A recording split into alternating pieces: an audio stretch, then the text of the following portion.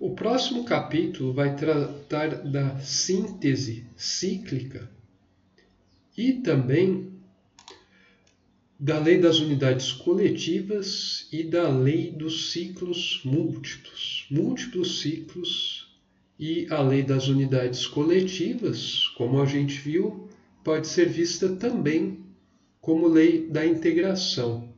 Então, esse capítulo ele continua um desenvolvimento que é baseado nos movimentos fenomênicos, né? Tudo que está sendo desenvolvido nesses últimos capítulos aqui, depois que a gente terminou a fase matéria, é uma construção dessa matriz universal que mostra como as coisas se desenvolvem no nosso universo. E em qualquer nível, né? Desde o nível espiritual, né? Das hostes de anjos descendo para o santo, para o gênio, para o super-homem, homem comum, todas as formas de vida abaixo de nós, minérios, tanto em qualquer escala. Então é uma matriz universal. Então esse capítulo introduz o conceito daquela espiral que a gente viu contida em outras espirais. Então a ideia aqui é ampliar ainda mais essa visão das coisas. Então daí a sua voz parte daquela espiral, né? A gente já foi introduzida, os motofenomênicos, e daí o que é afirmado e vai sendo desenvolvido é a ideia de que, na verdade, essa espiral é um momento de outra espiral maior, né? Então, você tem um ciclo de desenvolvimento, né? Espiralado, que, na verdade, faz parte de um outro movimento que é maior e de uma espiral mais ampla, que por sua vez está contida também, né? O eixo dessa outra espiral é parte de um desenvolvimento de uma espiral ainda mais ampla, e assim por diante, né? Até o infinito. Isso foi feito para nos dar uma ideia de que a coisa não se encerra aí, né? É como se você tivesse fenômenos, né? Cada fenômeno vai seguir seu desenvolvimento, mas vai estar enquadrado numa estrutura maior que encampa vários outros fenômenos, né? Você pode pensar numa nação, né? Que é cheio de estados, tem municípios, e esses municípios têm os bairros, que têm as pessoas, cada um trabalhando de uma forma, uma vida totalmente diferente uma do outro, mas em prol de algo maior, mesmo que as pessoas não tenham consciência disso.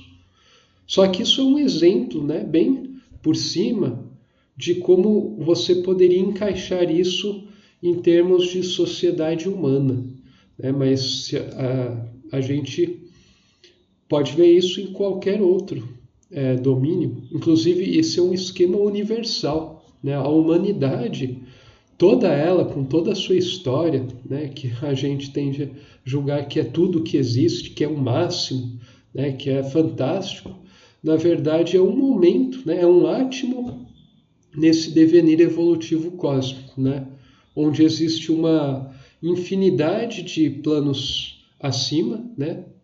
E infinidade também de formas de vida, de vivência evolutivamente superiores, e também outras tantas evolutivamente inferiores, inclusive coisas que a gente ainda desconhece, né? Tanto para cima, né? Como para baixo.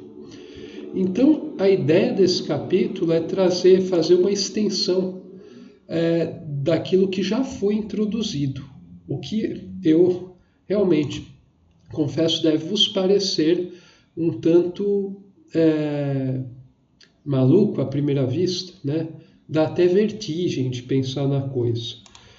Aqui a gente tem nessa figura, né, da síntese cíclica, uma espiral menorzinha que está se movimentando dentro de uma espiral maior, né? Você sempre coloca o centro, né, de referência de movimento da espiral numa das linhas de desenvolvimento da outra, né? Essa foi a maneira que foi escolhida, né, por Ubaldi para representar o fenômeno que foi passado para ele. E daí, né, isso aqui, na verdade, cabe a futuras investigações, né, porque, como eu disse, se trata de fato de uma síntese e solução dos problemas da ciência e do espírito, então é uma coisa realmente que não é possível nesse momento esgotar, né? A gente pode iniciar uma investigação apoiado nesse princípio. Creio eu que a ciência ainda vai demorar um bom tempo para chegar aqui. Bom, tem alguns trechos, né, desse capítulo que podem ajudar a gente a ter uma ideia, né, especial das unidades coletivas, que é algo tão interessante do nosso ponto de vista. A série das unidades coletivas, ele fala aqui, segundo a qual as unidades menores são coordenadas para a formação de unidades maiores, compensando com uma organização mais ampla a tendência à diferenciação que a evolução possui, e assim fazendo da autoelaboração um processo de consolidação da estrutura do cosmos, ao invés de desagregação ou pulverização. Isso aqui, essa lei das unidades coletivas, é, na verdade, um aspecto, né, o outro lado da moeda da lei do equilíbrio, né, e o outro lado da moeda seria a lei da diferenciação. Diferenciação e integração são princípios estreitamente relacionados que não podem ser separados de maneira alguma, né? A diferenciação só consegue se efetivar se você houver uma contraparte de integração, né, da lei das unidades coletivas agindo. E da mesma maneira a gente pode ver ao contrário. A lei das unidades coletivas, né, a integração, seja da matéria, de organizações humanas, de espécies, e por aí vai, de ideias e etc., isso só pode ocorrer se você tiver seres que se diferenciam, né? Senão você não tem esse movimento de integração, não se torna desafiador. Então essas duas leis são um aspecto da lei do equilíbrio. Então elas, na verdade, são um aspecto dualístico dessa lei, né? Se a gente for ver assim. Mais para frente a gente vai estar vendo em detalhes as leis e princípios universais que regem o nosso universo, segundo sua voz aqui, que vai muito de acordo, né, com outras revelações já sobre esses princípios universais, como a gente vai ver. Então, esse é um trecho interessante desse capítulo aqui. Tem outras partes também muito legais, como aqui, ó, na infinita variedade do caso particular, tudo reencontra sua unidade, princípio único que irmana todos os seres do universo. Então, isso também diz respeito, né? Por mais diferenciado que sejamos, isso não nos afasta da origem, né, da nossa essência. Na verdade, essa diferenciação, vista do ponto de vista superficial, pode dar uma ideia de que a coisa não tem jeito, né? Mas, na verdade, a gente está tão próximo da origem, né, da essência, quanto sempre estivemos e sempre estaremos. A questão, na verdade, é nosso grau de evolução, que está diretamente relacionado com a nossa percepção, para conseguirmos fazer isso, né, e perceber isso.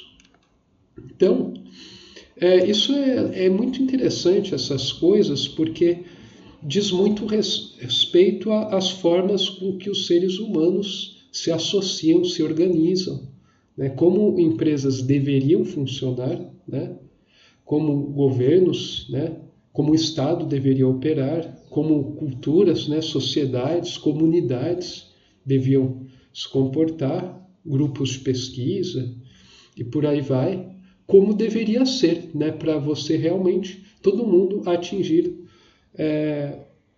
o seu objetivo, né, particular, e o grupo também atingir o seu objetivo geral. Bom, tem muita coisa aqui que eu não vou ficar comentando, mas com isso a gente já dá para ter uma ideia do que isso significa. Aqui a gente ainda tem um outro diagrama que mostra uma espiral dentro da outra.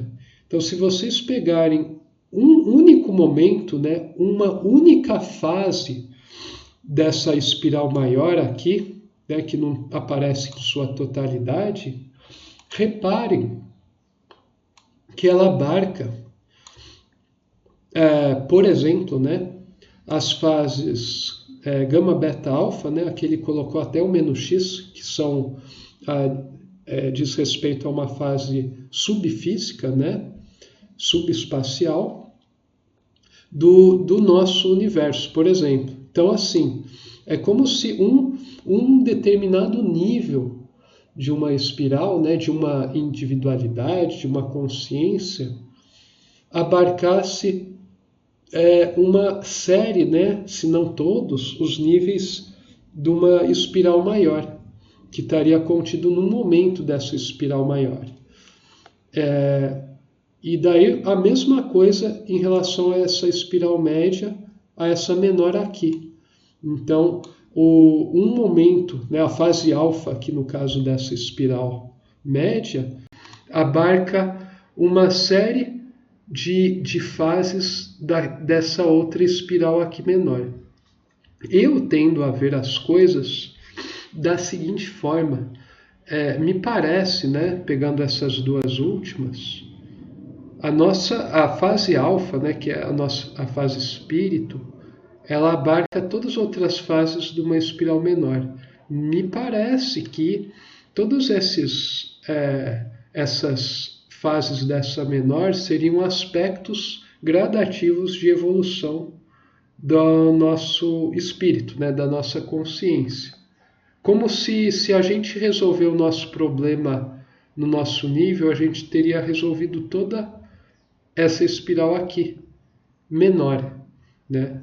Eu não sei, assim, como essas coisas são muito à frente do tempo, né, eu não encontro palavras para descrever melhor o que eu percebo com isso aqui. A gente poderia dizer que, assim, dentro de alfa, né, de todas as potencialidades do espírito, você tem vários níveis, né, várias camadas que você vai superando, né, atingindo uma percepção cada vez mais profunda, né, uma consciência cada vez mais expandida. E tudo isso estaria dentro de uma própria, né? Da mesma forma que no gama, né, se eu tivesse uma espiral menor aqui com centro na linha que passa por gama, todas as fases que a gente teria seriam referentes à evolução de gama, né? Parece até absurdo, né, eu estar falando a evolução da matéria, né, mas a matéria evolui, né, e coisas que são subfísicas evoluem também, e coisas que são super espirituais, né, usando o nosso palavreado, né, alfa seria espírito, então mais x seria algo acima. O que seria isso? Mas isso também então evolui? Mas o alfa não é o máximo, o gama não é o mínimo, tal. Então, assim, esse capítulo, na verdade, para quem sente, né, um pouco mais a fundo, que é raríssimas pessoas nesse planeta, a pessoa consegue perceber que isso está tão à frente do que a humanidade tem hoje em dia, que simplesmente apresentar isso, mesmo em ambientes sintonizados, né, que tem uma capacidade intelectual alta e também uma abertura, né, uma certa moralidade, conhece questões espirituais, mesmo assim se torna dificílimo fazer com que você tenha um grupo, né, para trabalhar em cima dessas questões, né? Não à toa, quando a gente for ver lá no final, a própria voz fala que esse tratado veio com uma antecipação absurda aqui para o nosso planeta. Então, assim, não à toa, né?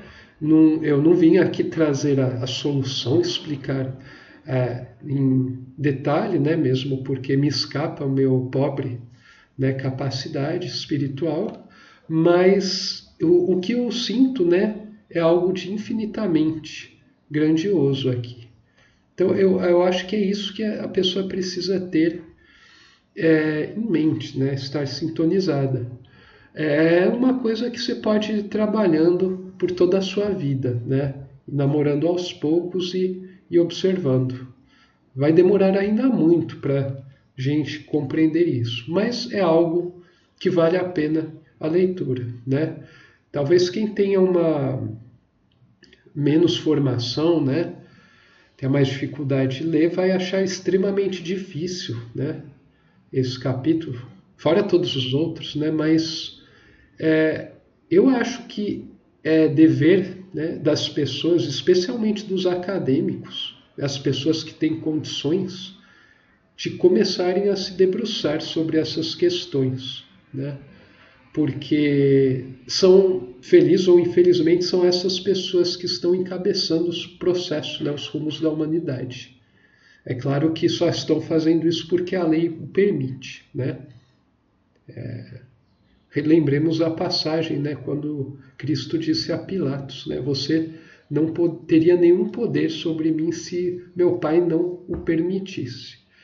Então, eu apresento isso aqui como uma coisa que o homem moderno, né, a pessoa que domina, né, muito rajásica, né, precisa adquirir para conseguir se sair, né, sair do caminho que ela está traçando a si mesma e infelizmente arrastando muita gente.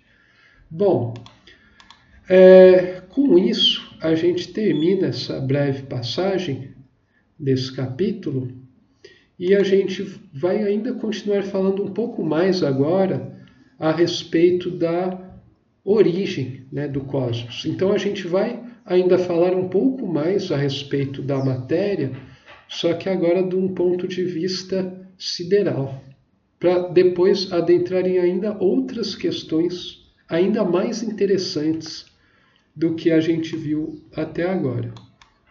Então, a gente fica por aqui e até a próxima.